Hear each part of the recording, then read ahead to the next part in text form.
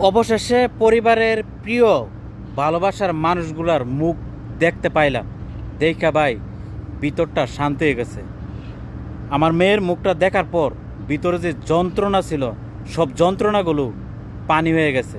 মেয়ে যখন বাবা বইলা ডাক দিল, ওই সময়টার অনুভূতিটা একজন প্রবাসী বাবাই বলতে পারবো।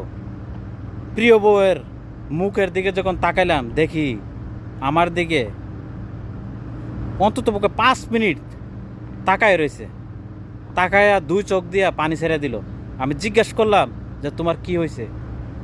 আমার মনে হইতেছে আপনারা যে কতদিন ধরে আমি দেখি না, আজকে দেখার পর ভিতরের যে আনন্দটা এটা ধরে রাখতে পারলাম না, সেই জন্য চোখ দিয়া পানি এসে পড়ছে। এখনও অনেক প্রবাসী বাইরে আছে, পরিবারের সাথে কথা বলতে পারেন নাই।